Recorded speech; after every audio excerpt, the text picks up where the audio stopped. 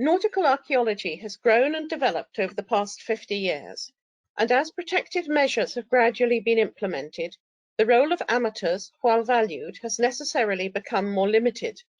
The Kennemerland project is worth revisiting nearly 50 years on, both for further study of the finds and for the story of the project itself.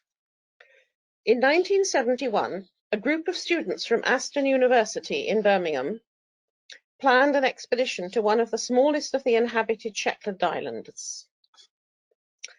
This was quite an adventure and a serious logistical challenge. Shetland is 600 miles north of London, 200 miles west of Norway, and on the same latitude as St. Petersburg in Russia. The island group extends over 100 miles from Fair Isle in the south to Muckle Flugga in the north, and consists of over 100 islands, of which only 15 are now inhabited, including the cluster known as Outskerries, seen on the right. Shetlanders are proud of their history and their international links. The islands did not become part of Scotland until 1471, handed over by Norway as security for a royal dowry which was never paid.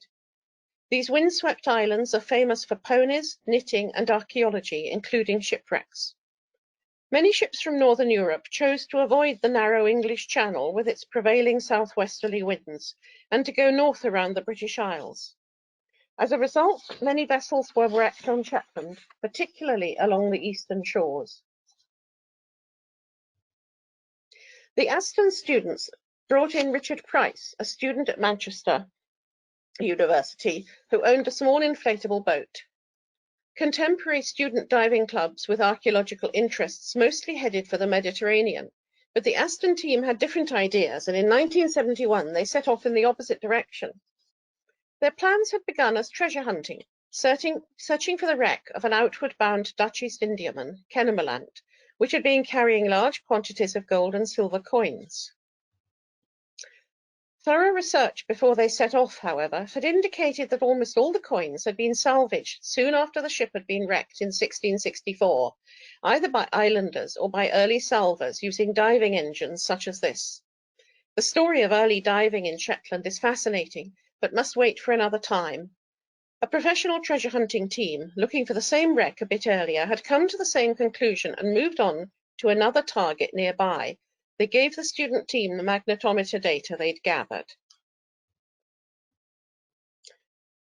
Most of the site was covered by thick kelp, which hampered attempts at the systematic swimline search they'd intended. But beneath the kelp they found pockets of material which fitted the date and nationality of Kennemerland. These included 6 iron guns, 5 anchors, a grindstone, and 3 intact freckled stoneware jars, also known as bellamines or bartmen. They also found the distinctive small yellow bricks which outgoing Indiamen carried as ballast to help build their fort and town at Batavia, modern Jakarta. The colonists wanted to remind themselves of their homeland, so Jakarta was laid out with Dutch-style brick houses along a network of canals, which unfortunately soon became infested with crocodiles. The Skerries Islanders were friendly and hospitable. The team was accommodated in the village hall and mothered by a neighbour who taught some of them to cook and to knit. The first season's finds made the team realise that this was an archaeological site and they needed help. They therefore consulted the Council for Nautical Archaeology, the predecessor of the NAS, for advice on a suitable archaeologist, and approached Keith Muckleroy, who was then a student at Cambridge. In 1973, a team of interested divers from both Aston and Manchester universities set off for Outskerries, the archaeology under Keith's control, while Richard Price ran the diving operation. This partnership seems to have worked well.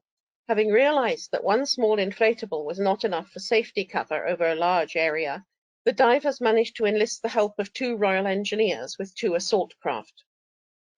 A baseline was established over the area previously identified, and searches carried out more widely to try to define the edges of the wreck site. Although there was a scatter of stoneware sherds and yellow bricks all over the seabed, the best preserved finds were in blocks of concretion, which were lifted and carefully excavated on land. Finds included round shot, lead shot, shot moulds, bits of leather shoes, and crucibles. tobacco boxes, hardwood dice, thimbles, cheap jewellery, hair ornaments, pins, sounding leads, pieces of rope and cord, a pair of dividers, a group of coins, a gold ring, clay pipes, bits of several slates and a slate pencil, bits of square green glass bottles with pewter screw tops, one whole Frechen stoneware jar, and an earthenware tripod pipkin. Those keenest on the project returned in 1974, when finds included a few more silver coins, thimbles, pewter spoons, a pocket sundial, a coil of rope, 2 bone combs, a graduated hardwood ruler, probably from a navigational instrument, another Frechen stoneware jar, and large numbers of sherds. In 1976, a similar group discovered 114 lead ingots in deeper water, and most of the season was taken up with lifting them and recording the marks on them. In 1978, they were back, still seeking to define the extent of the site and to work out more about site formation processes, which had become a particular interest of Keith's. At the time, treasure hunters were arguing that there was no archaeological value in scattered wrecks, and Keith saw the Kennemerland site as a potential case study to prove them wrong. He also wanted to demonstrate that the standards and methodologies of land archaeology would equally be applied underwater. He set out these arguments clearly and successfully in his book, Maritime Archaeology.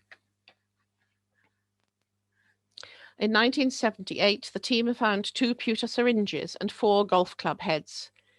Keith had intended to return to the site, but he sadly died in a diving accident in 1980. Chris Dobbs took over as archaeological director, and there were 2 more seasons in 1984 and 1987. The team continued and improved on Keith's experiments to see how far and in which directions wreck material was still being moved, but finds were fewer and mostly heavily abraded. Every excavation season operated in collaboration with the curators of Shetland Museum, where all the finds were lodged and essential conservation carried out. This is Tom Henderson, the curator Keith worked with, who retired in 1978.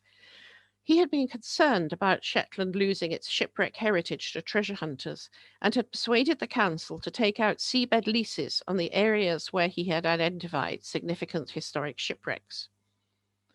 With hindsight, the season most productive of significant and diagnostic finds was 1973. That year's work concentrated on 4 gullies which had the depth of deposits which could include largish finds, and one area of concretion where many small but interesting objects, such as the tobacco boxes, were found.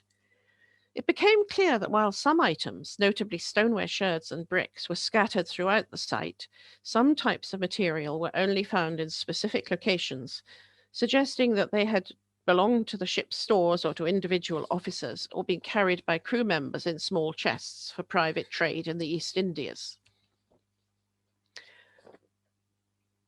The ship hit Stura Stack, a large rock on one side of the entrance to the island's natural harbour, and broke in 2, with the heavier items sinking near the rock, while part of the ship with the lighter items was carried into the shallower water of the harbour.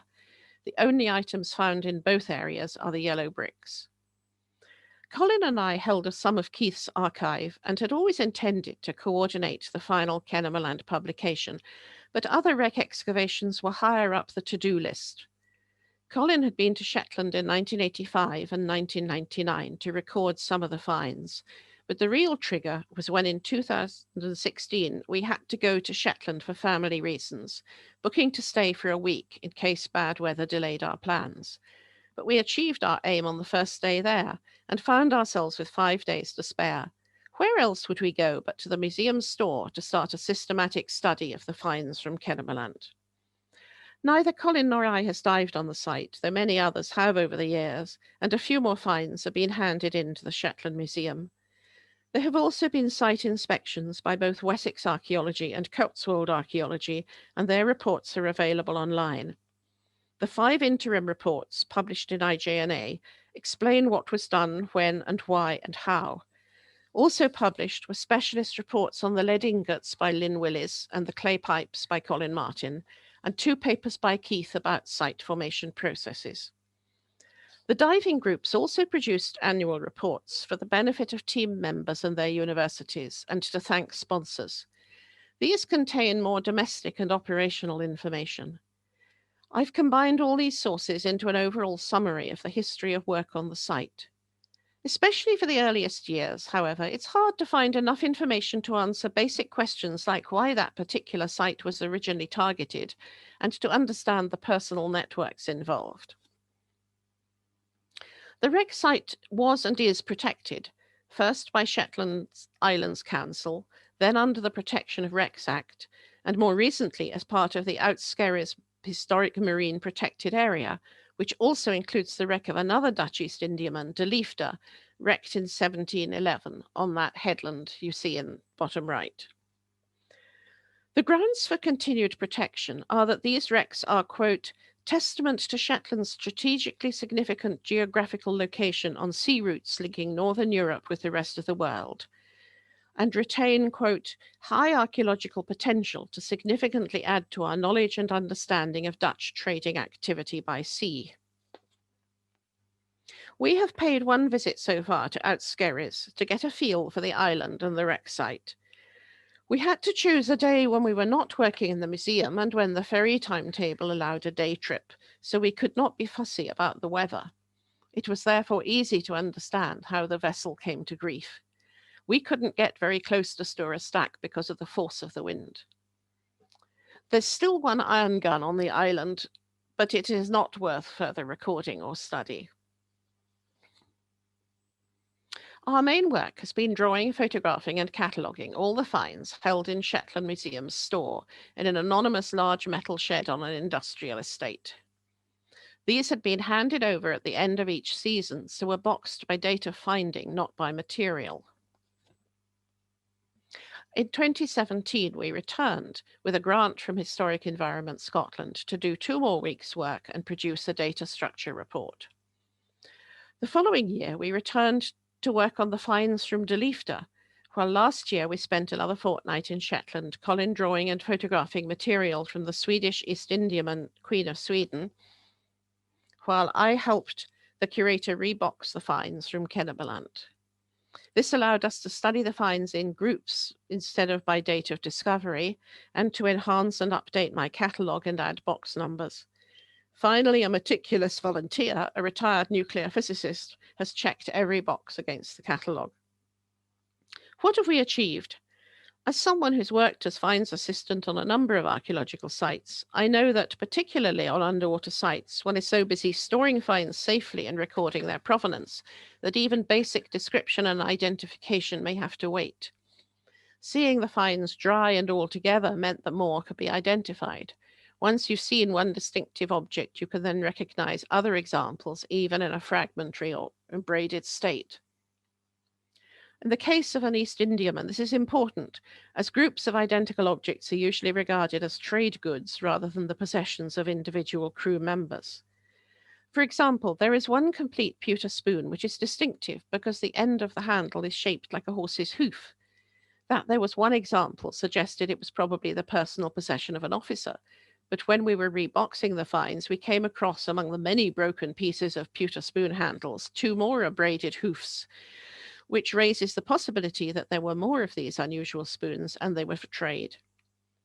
The museum had made thorough notes on objects as they came in, but these were typed, separate for each excavation season, and therefore not easy to search. In addition, the museum used the finds numbers given by the excavators, but not always in precisely the same form from year to year.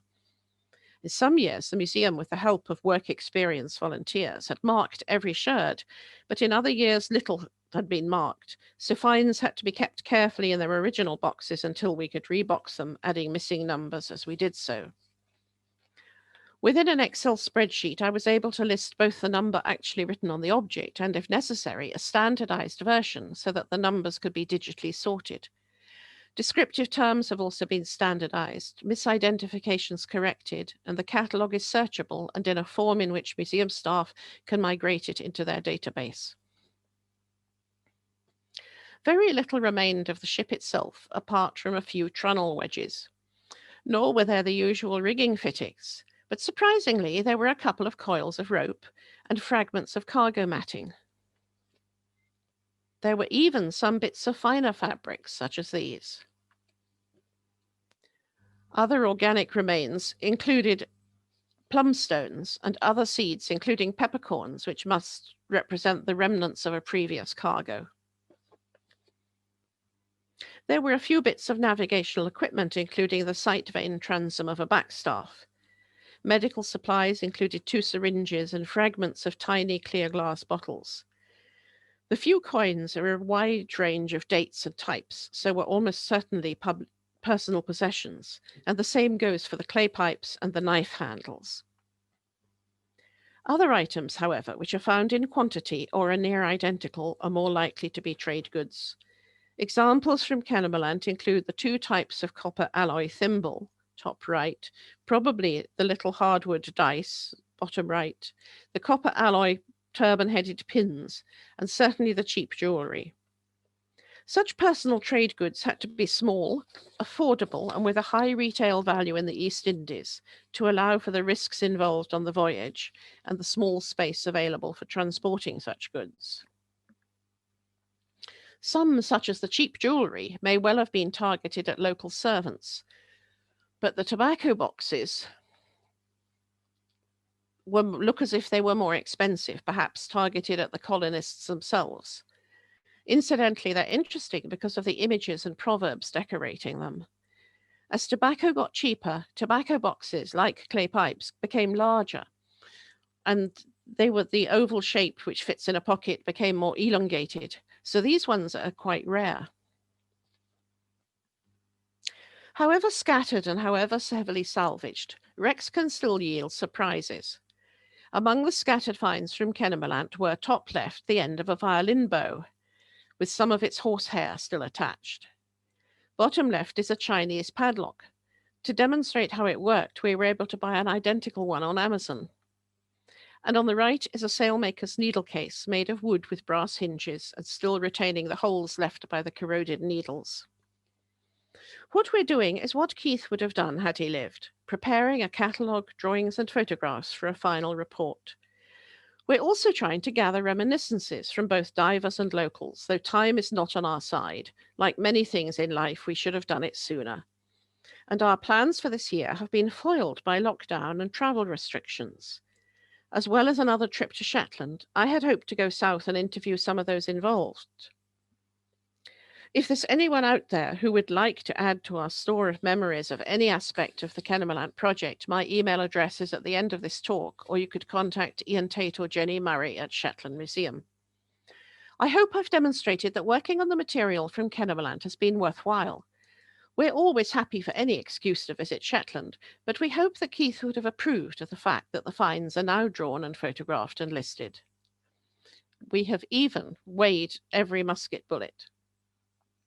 Work has been slow and intermittent, and we have not yet produced a final publication, but there is a data structure report lodged with Historic Environment Scotland.